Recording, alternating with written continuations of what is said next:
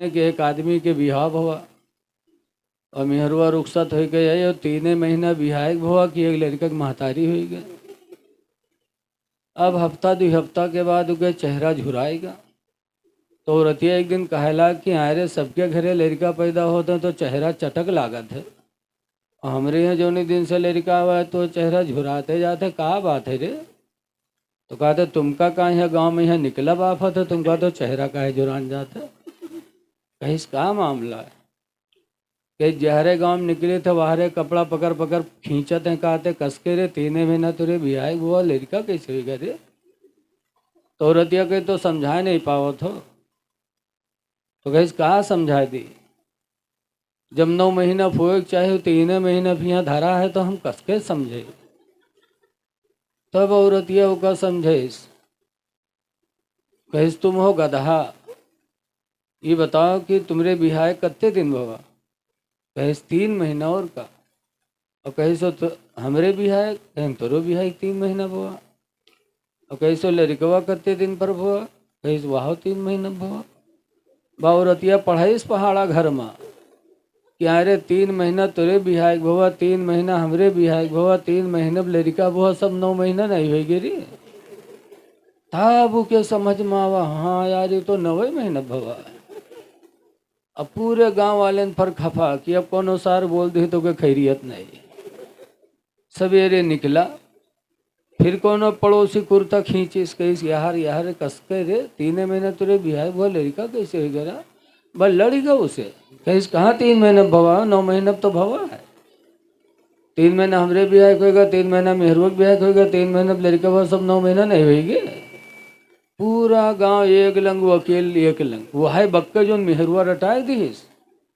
यही हाल इनका है, 40 दिन चिल्लम ले जाके ऐसा रटाए देते हैं कि जिंदगी भर वही बकत है, चाहे कुरान सुना चाहे हदीस सुना। ए लोगों अकीदा रखो कि अल्लाह भी देखता, अल्लाह का रसूल भी देखता है, और कुरान से बड़ी किताब कोई है ही नहीं। जरा सीटी बंद कर भैया, सीटी बंद करो, इको बिल्कुल खत्म कर दो, इको बिल्कुल रखबे न करो। इसके रसूल आवाज न कम करो यार, गुस्साएगा लागत है लड़का। इसके रसूल बहुत बड़ी दौलत है, अजमत मुस्तफ़ा बहुत बड़ी दौलत है। आला हजरत आज पूरी दुनिया में जो मशहूर हैं उसकी वजह क्या है? जहाँ नबी की मिलाद होती है वहीं आला हजरत का चर्चा भी होता है, क्योंकि पूरी जिंदगी उन्होंने अपने नबी से मोहब्बत किया है। तो ये लोगों अपने नबी से मोहब्बत करो।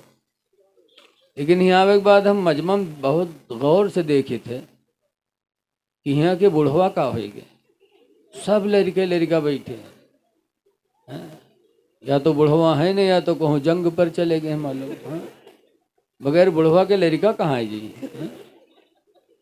बताओ, बूढ़े लोगों को और बैठना चाहिए ताकि उनको देखकर नौजवान भी रगबत हासिल करें। महफिल मिलाद में बैठो, कोई मसला ना मालूम हो तो उससे पूछो। अल्लाह कुरान में फरमाता है फसअलो अहल ज़िक्र, तुम इल्म वालों से मसला पूछो, इन कुंतुम ला तालमून,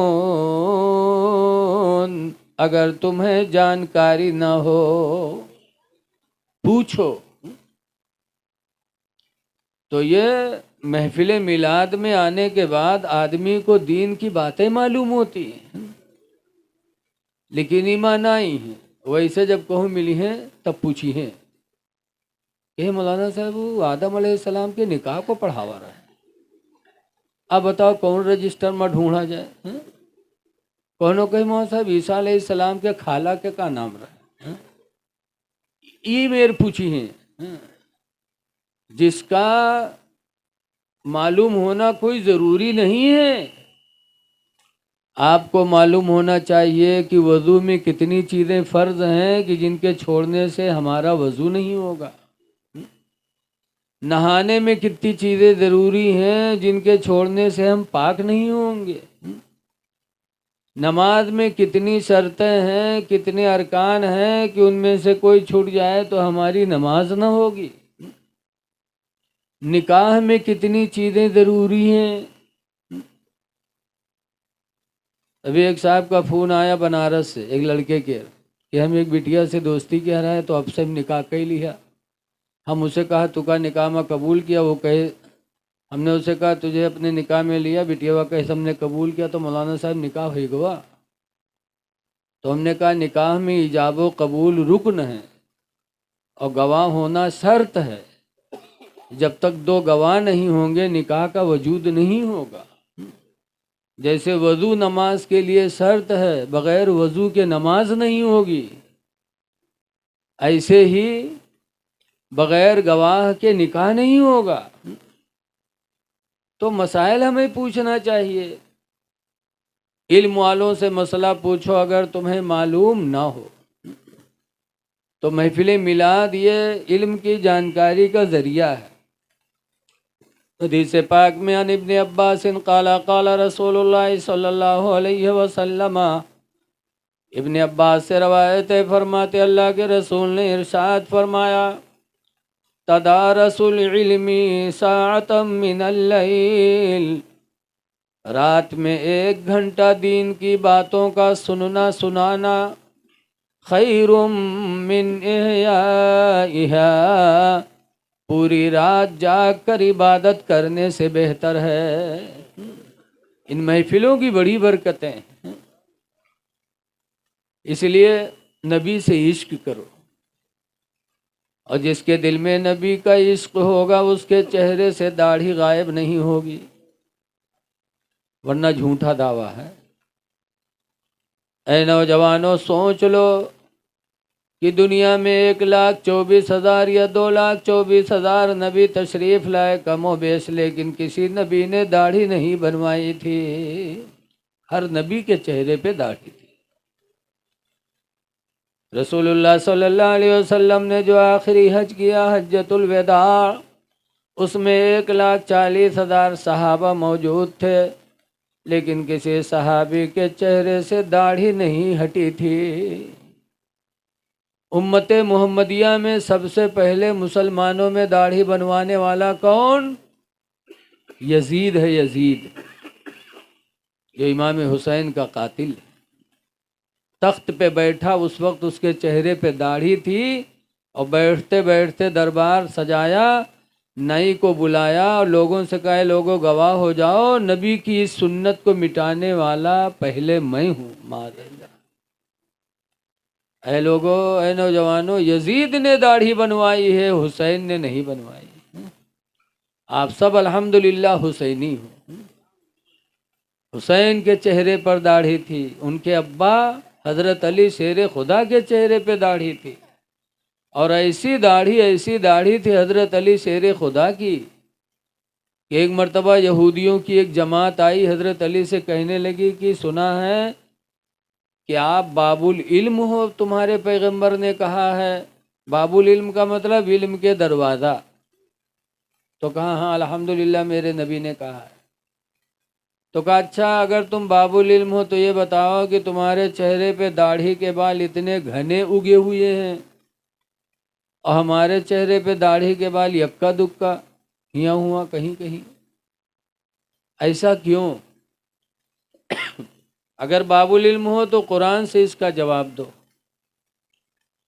हज़रत अली शेर खुदा ने फ़ौरन कुरान की आयत पढ़ी, कहा हाँ इसका बयान भी अल्लाह ने कुरान में लिखा है। अल्लाह फरमाता वल बलदुत तय्यिबु यखरुजु नबातहु कसीरम बिइज़्नि रब्बिही, कि जो ज़मीन अच्छी होती है अपने रब के हुक्म से पौधा ज़्यादा उगाती है। जो ज़मीन अच्छी होती है वो अपने रब के हुक्म से पौधा ज़्यादा उगाती है। वल्लज़ी खबुसा, और वो ज़मीन जो खबीस होती है, बेकार होती है, ला यखरुजु इल्ला नकदा, वो पौधा नहीं निकाला करते मगर यक्का दुक्का। जैसे उसने सवाल किया, हज़रत अली का इल्म देखो वैसे ही जवाब दिया कि उसमें भी अक्का दुक्का का लफ्ज आ गया। तब यहूदी ने कहा था, कहा अली खुदा की कसम आज यकीन हो गया कि तुम्हारे पैगंबर की नबूवत भी सच्ची है, रिसालत भी सच्ची है, जो उन्होंने कहा वो सब बरहक कहा, इसलिए हम कलमा पढ़ते हैं ला इलाहा इल्लल्लाह मुहम्मदुर रसूलुल्लाह सल्लल्लाहु अलैहि वसल्लम। यहूदियों की वो पूरी जमात कलमा पढ़ के मुसलमान हो गई। तो ये लोगों, ये हजरत अली की दाढ़ी थी कि बेईमानों ने देखा तो ईमान की दौलत मिल गई, और आप ईमान वाले हो और आपके चेहरे से दाढ़ी गायब है। अल्लाह के लिए दाढ़ी रखा लो, खुदा जाने किस वक्त बुलावा आ जाए, नेकियां कर लो। हुजूर मुफ्ती नानपारा रहमा कहा करते थे, हमेशा के लिए रहना नहीं इस दार फानी में, माशाल्लाह माशाल्लाह। हमेशा के लिए रहना नहीं इस दार फानी में, कुछ अच्छे काम कर लो 4 दिन की जिंदगानी में, और जो जीते हो तो इस दुनिया में कोई काम कर जाओ। मस्जिद बना दो, मदरसा बना दो, किसी यतीम गरीब का घर बना दो,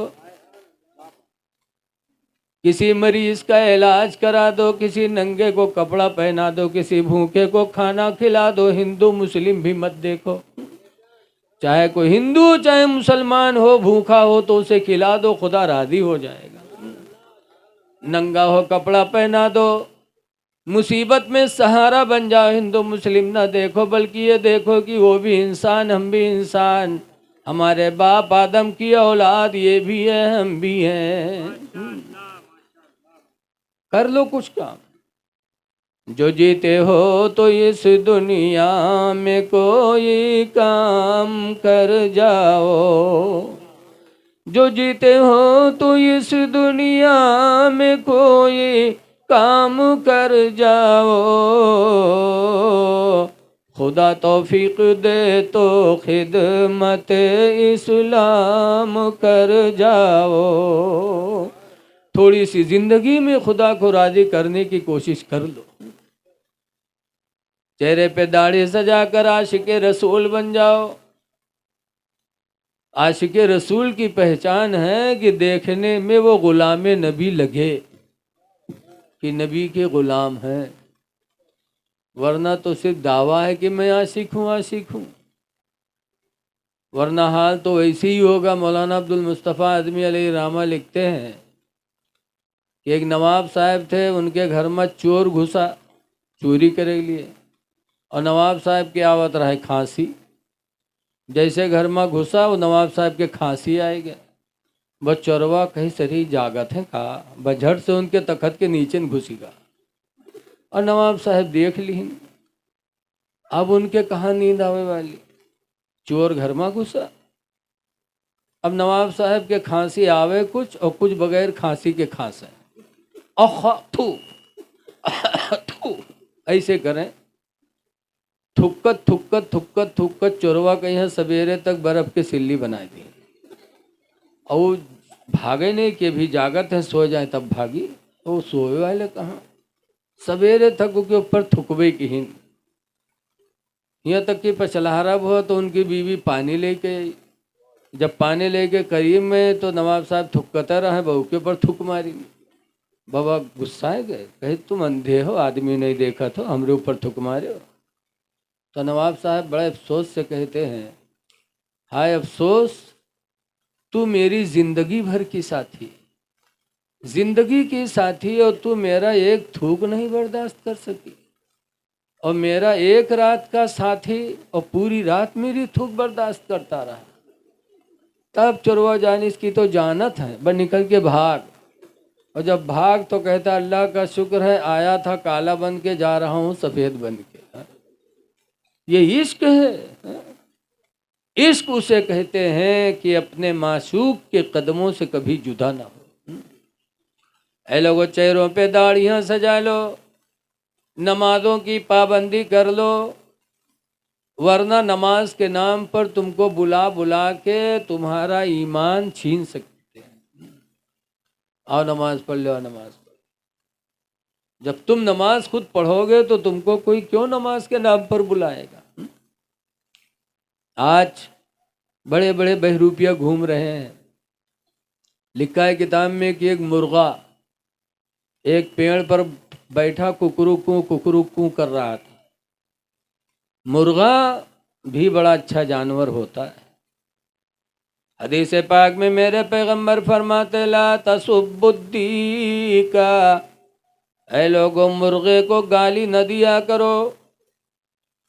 लिअन्नहु युक़ज़ु लिस्सलाह, इसलिए कि तुम्हें वो नमाज फजर के लिए जगाया करता है। मुर्गा पछलहारा बोला थे ना, तो कुछ बदतमीज है जो कहें ओ फोई सोए नहीं देती का सारे काट के खैन ले। मेरे पैगंबर सब जानते थे कि मेरी उम्मत में ऐसे नाकारा लोग होंगे जो सुबह मुर्गा बोलेगा तो उसको गाली देंगे। इसीलिए मेरे नबी ने 1400 साल पहले कह दिया था ला तसुब्बुद्दी का, ऐ लोगों मुर्गे को गाली न दिया करो। लिअन्नहु युक़ज़ु लिस्सलाति, इसलिए कि मुर्गा तुम्हें नमाज फजर के लिए जगाया करता है। एक परिंदा हो करके नमाज के वक्त आवाज दे दे तो उसका दर्जा इतना बुलंद हो जाए, और हम मुसलमान हो करके अगर नमाज के लिए दूसरों को बुला लें तो अल्लाह हमारा दर्जा कितना बुलंद करेगा।